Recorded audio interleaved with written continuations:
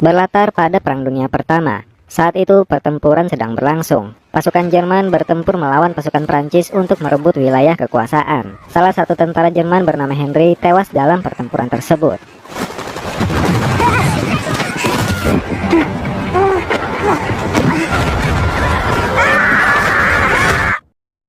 Setelah pertempuran itu, tentara Jerman yang masih hidup diperintahkan mengumpulkan mayat-mayat tentara Jerman yang gugur dalam pertempuran. Mereka mengambil seragam-seragam tentara yang sudah tewas. Seragam yang sudah terkumpul kemudian dicuci dan dijahit kembali untuk diberikan ke para tentara baru.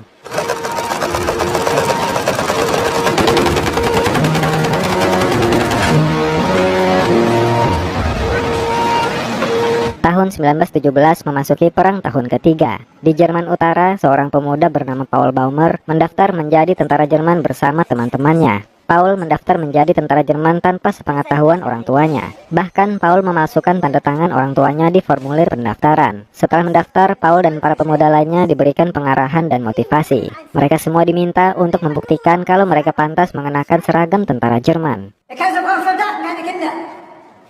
Sie werden sich als würdige Träger dieser Uniform erweisen. Ich bin mir sicher, dass ich die meisten von Ihnen hier in der Heimat bald wiedersehen werde. Nun endlich auf Paris marschieren! Ja! Paul dan teman-temannya diterima menjadi tentara Jerman. Mereka tergabung di resimen infanteri cadangan. Paul mendapat seragam Henry yang sudah tewas di pertempuran sebelumnya. Paul dan teman-temannya sangat bangga menjadi tentara Jerman, karena menurut mereka jika mereka menjadi seorang prajurit, mereka bisa dengan mudah mendekati wanita. Setelah berseragam lengkap, Paul dan para tentara muda diberangkatkan ke medan pertempuran. Kommen Reserve Infanterieregiment 78. Meine Herren, Sie kämpfen in einem absoluten Drecksloch. Haben wir uns verstanden? Ketika hampir sampai di garis depan, rombongan Paul diminta untuk turun dari truk, karena truk itu akan digunakan untuk membawa prajurit yang terluka kembali ke markas. Paul dan rombongannya kembali melanjutkan perjalanan dengan berjalan kaki. Dalam perjalanan, mereka sempat mendapat serangan bom gas dari pihak musuh. Mau tidak mau, mereka harus menggunakan masker gas untuk sementara waktu. Setelah itu, mereka melanjutkan perjalanan ke garis depan front barat yang saat itu sedang terjadi pertempuran.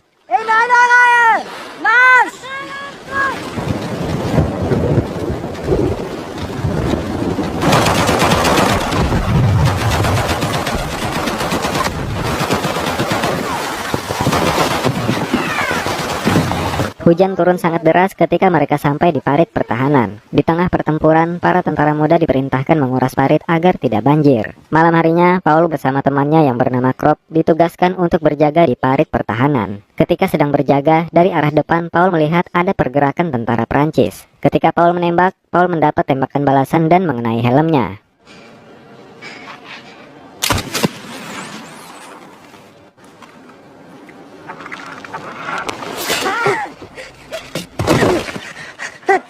Tidak lama kemudian, pasukan Prancis menembakkan pistol suar. Ternyata suar itu adalah tanda untuk melancarkan serangan artileri ke parit pertahanan Jerman. Karena serangan itu, tentara Jerman terpaksa berlindung di dalam bunker. Di dalam bunker, teman Paul yang bernama Ludwig merasa ketakutan dan ingin segera pulang. Mereka terus digempur dengan serangan artileri hingga bunker itu rubuh.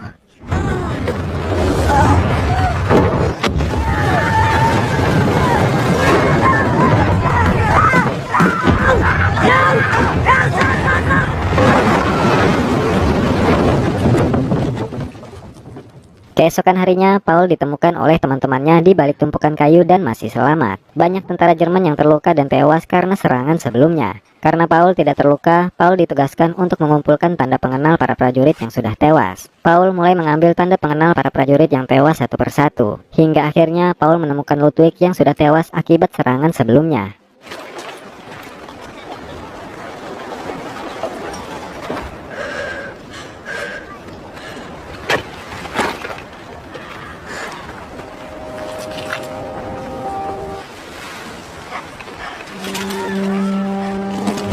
7 November tahun 1918 di markas komando tentara tertinggi Jerman. Berdasarkan data nama-nama prajurit yang gugur, para perwira terkejut mengetahui kalau mereka sudah kehilangan lebih dari 40.000 tentaranya dalam beberapa pekan terakhir. Sementara di wilayah okupasi Prancis, Paul bersama seorang veteran bernama Kat mendatangi sebuah peternakan untuk mencuri hewan ternak. Kat masuk seorang diri ke peternakan tersebut sementara Paul berjaga di luar. Tidak berselang lama, Kat berhasil mendapatkan seekor angsa.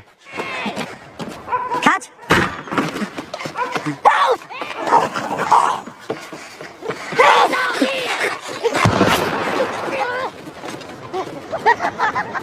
Sesampainya di camp, mereka memasak angsa itu.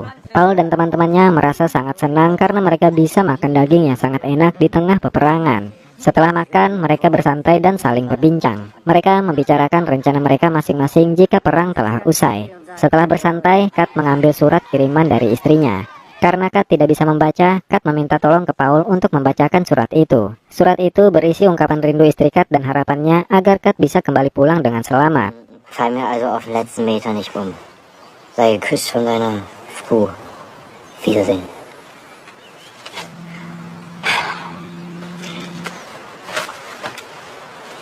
Es langweilig. Geht das hier denn endlich wieder los? Keesokan harinya, Paul dan teman-temannya ditugaskan untuk berpatroli. Ketika berpatroli, mereka menemukan gudang senjata. Tapi mereka semua terkejut karena mereka melihat banyak mayat tentara Jerman di gudang tersebut. Para tentara Jerman itu diduga tewas karena serangan gas beracun. Masken zu früh abgenommen. Verdammte Kinder. Alles total wert. Malam harinya, ketika sedang tidur, seluruh resimen tiba-tiba ditugaskan bergerak maju ke garis depan. Semua prajurit pun bergerak menuju parit pertahanan bersiap untuk bertempur.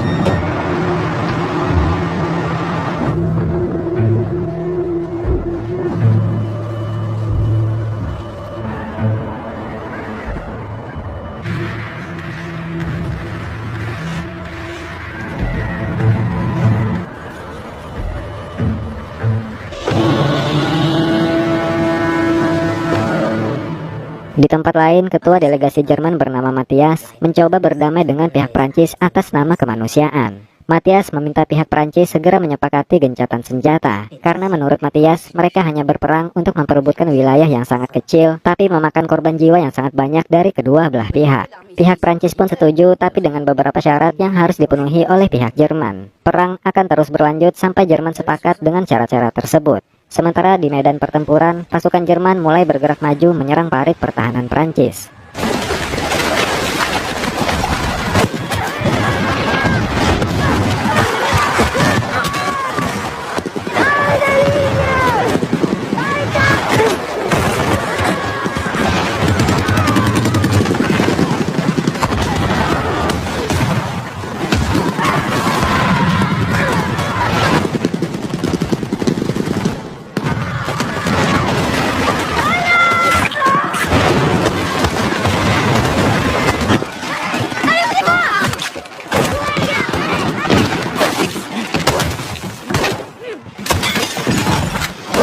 Jerman berhasil merebut parit pertama pertahanan Prancis. Paul dan teman-temannya juga sempat memakan makanan tentara Prancis di parit pertahanan. Tapi tidak berselang lama, bala bantuan Prancis datang dengan kendaraan lapis baja. Tentara Jerman mencoba menembaki kendaraan lapis baja tersebut, tapi usaha mereka sia-sia.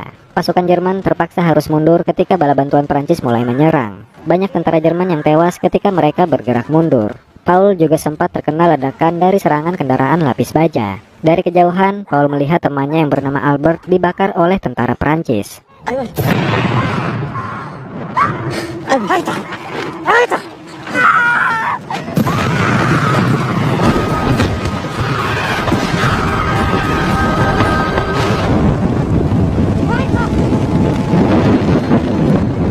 Paul berhasil kembali ke parit pertahanan Jerman. Kemudian Paul mengambil beberapa amunisi dan kembali bergerak. Sementara di tempat lain, Matthias bersama perwira Jerman lainnya masih berdebat tentang keinginan Matthias mengakhiri perang. Beberapa perwira tidak setuju, tapi Matthias tetap meminta anak buahnya untuk mengirim salinan tuntutan sekutu ke markas pusat. Bitte besorgen Sie ein paar Abdrucke der alliierten Bedingungen und telegrafieren Sie ins Hauptquartier. Wir werden nun die Suppe auslöffeln, die Sie und Ihre Väter. Di medan pertempuran, ketika akan mundur dari garis depan, pasukan Jerman diserang dari udara. Paul terpaksa berlindung di sebuah lubang menghindari serangan udara Prancis. Tapi dari arah belakang, satu tentara Prancis sudah membidik Paul. Beruntung tentara Prancis itu terkena ledakan dan terjatuh. Paul segera bergerak berupaya membunuh tentara Prancis itu dengan belatinya.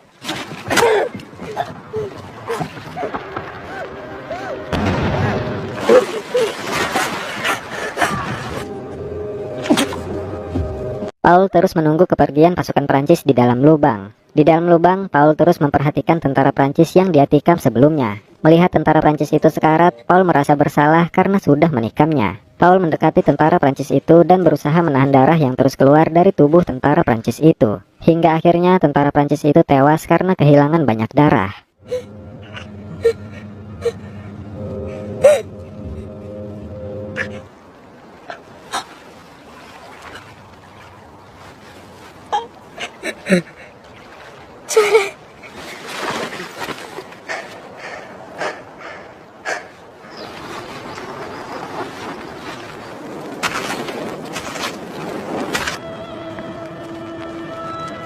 Setelah menunggu sekian lama, Matthias akhirnya mendapat pesan dari markas yang menyetujui mendatangani perjanjian damai dengan Prancis. Kabar itu pun sampai dengan cepat ke para tentara Jerman. Matthias bersama perwira Jerman lainnya akhirnya menandatangani surat perjanjian damai tersebut. Tapi gencatan senjata diberlakukan pada tanggal 11 bulan November jam 11 pagi. Itu artinya perang masih berlanjut hingga mencapai waktu kesepakatan gencatan senjata. Lassen Sie das Protokoll verzeichnen.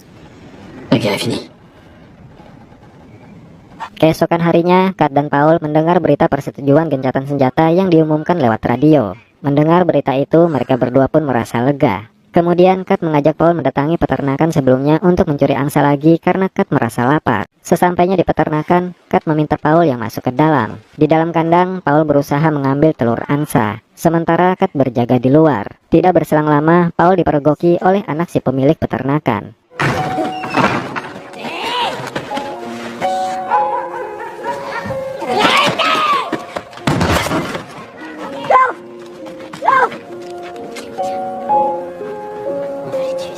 Setelah berhasil kabur, Paul dan Kat memakan telur angsa itu mentah-mentah.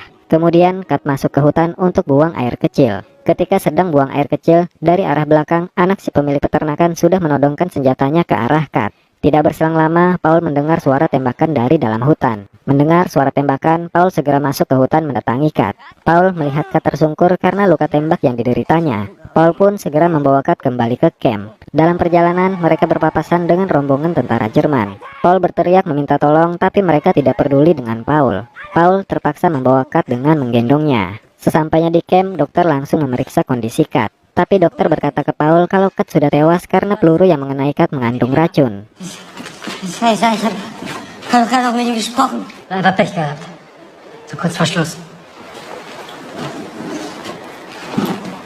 Jenderal mengumpulkan semua tentara Jerman di lapangan. Dia memerintahkan semua prajurit tetap menyerang dengan seluruh daya dan kekuatan sebelum gencatan senjata diberlakukan. Karena menurutnya wilayah yang diperebutkan saat itu harus dimenangkan oleh Jerman. Jika mereka menolak, mereka semua akan dihukum mati. Mendengar itu, semua tentara pun hanya bisa terdiam lemas. Latier gehört in deutsche Hand.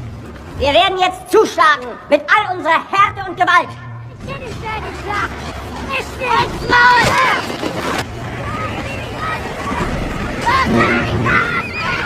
Pasukan Jerman diam-diam bergerak mendekati parit pertahanan musuh. Tapi tidak berselang lama, pihak musuh menyadari kalau pasukan Jerman menyerang saat itu. Pertempuran pun kembali terjadi. Paul dan tentara Jerman lainnya berusaha bergerak maju mencapai parit pertahanan musuh. Hingga akhirnya pasukan Jerman berhasil masuk ke parit pertahanan musuh. Di parit pertahanan, Paul terlibat pertarungan dengan satu tentara Prancis. Mereka bertarung hingga masuk ke dalam bunker. Di dalam bunker, mereka saling bertatapan. Paul dan tentara Prancis itu sebenarnya menyadari kalau mereka tidak perlu bermusuhan lagi. Tapi tiba-tiba dari arah belakang, tentara Prancis lainnya menikam Paul dari belakang, bertepatan dengan berlakunya waktu gencatan senjata.